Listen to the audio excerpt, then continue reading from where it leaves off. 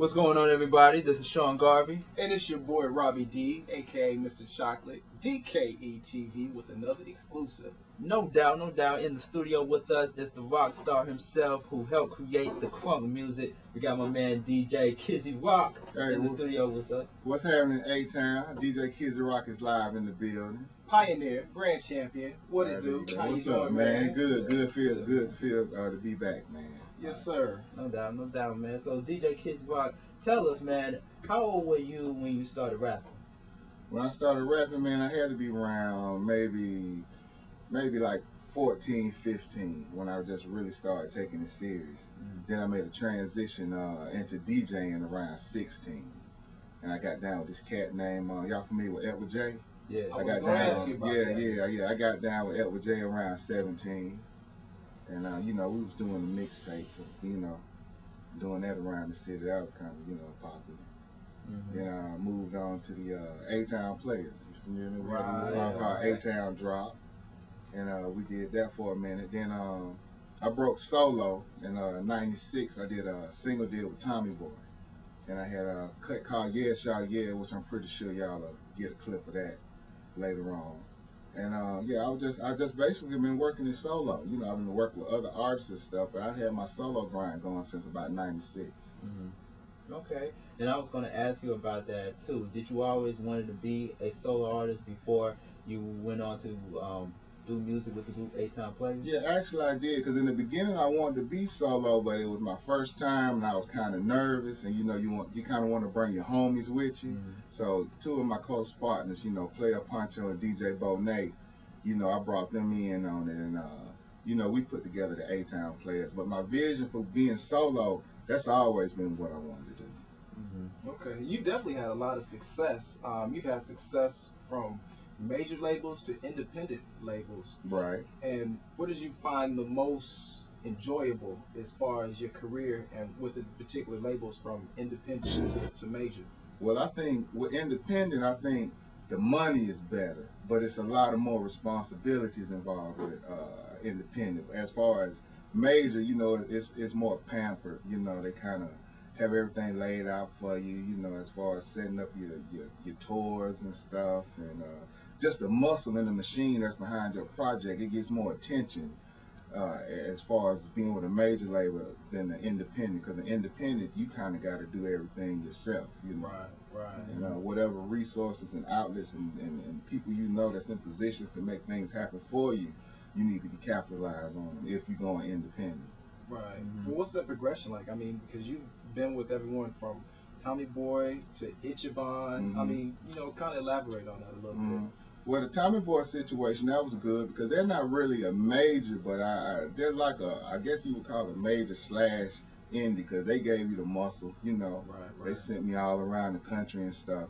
So, you know, I enjoyed, and at the time I was there, Coolio was there, so the funds Tommy Boy had was pretty good, and, you know, they was able to, like, really get me around. I was on the Coolio tour for a while. So I really enjoyed the progress that you get from the majors. Right. You know. But if I had to do it all over again, straight independent is the way, but I believe you do need the majors first, because the exposure, the muscle, you know. Right. Like, I feel the game plan is get on a major, let them get you out there, do a single deal or whatever, let them get you out there, then get you an independent deal, because the major has already did all the footwork for you. So you can just capitalize off of everything that they set up for you, and you can move independently with it and move your albums. Like, I would do a single with a major, but on an album, independent, I would do an album.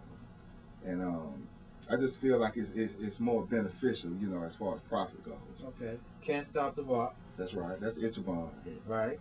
The realest Kizzy Rock, in which you collaborated with DJ Smurf. That's right. That's my partner. Yeah, Mr. California. And of course, Grand Champion. Right. That was my solo project I did. Actually, I did it with Leroy. I think y'all had him on the show. Right. Yeah. We talked. Okay. So you did that with Leroy McMahon. Yeah. Okay. Now, were all three albums different from each other? And if so, how were they different from each other?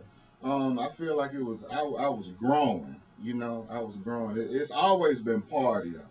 So I kept the same element, but I just feel like I matured each album, and I just really locked in and focused more on the party.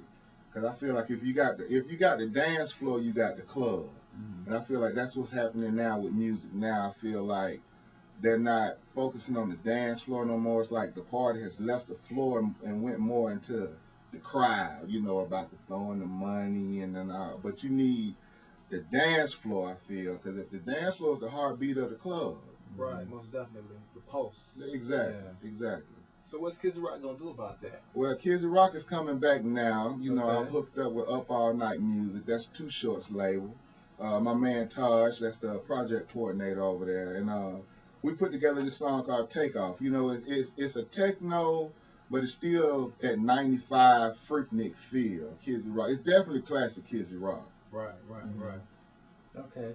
Now, tell us, DJ Kizzy Rock, because you got a lot of great stuff that you're in the works right now. Right. You're about to do mix CDs, Right, albums. Right. I understand that you're working on a project called DJ Kizzy Rock Presents the ATL. Right. What are you exposing to the people about ATL? Well, you know, of course, we got the beautiful women down there in the ATL. Right. I know you got a couple of songs under your belt. Right. Regarding to the beautiful women down here. Well, DJ Kizzy Rock Presents the ATL. That's more of a documentary of, I call it, how when the A was the A, when Atlanta was the A, you know, when Atlanta had their own identity. Now I feel like Atlanta doesn't have their identity really. It's more like, I'm not gonna say they followers, but it's not like they're creating their own thing anymore. You know what I'm saying? So it's like I'm trying to bring back the essence of what Atlanta really was about, because Atlanta is a party city. I mean, you always had cats,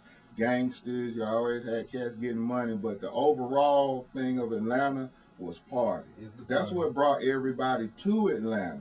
When they came down here and seen Freaknik, seen guys dancing and women dancing to beats going 140 beats per minute, you know, the dress code of the women.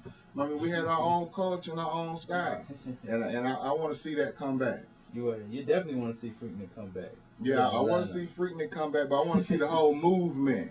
You know, of all, because now in the clubs, everybody's cool, you know, just too cool. When maybe 10 years ago, you know, it was straight party. You know, the dance floor, they would go on and they wouldn't go off until the lights came on. Yeah. So we're going to see more of that, hear more of that in Return of the Grand Champion. Exactly. But I also think it's a movement. It's going to take more artists to do the same type of music to get it, because one person alone can't do it, because there's so many different type of sounds and styles out.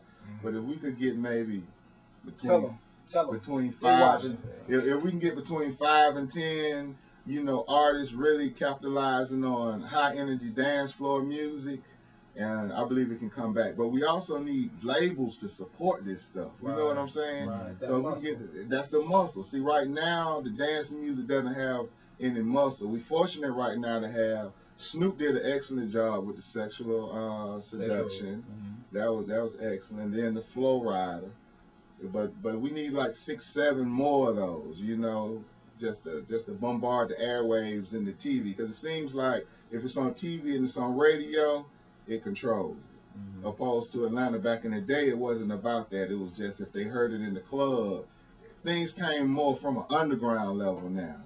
It's like Atlanta's kind of commercial now, but you know, I see a change. Which leads me to my next question, because I know you, along with DJ Taz, DJ Smurf, everybody else that helped create the crunk movement. What are your feelings towards the outcome of the crunk movement?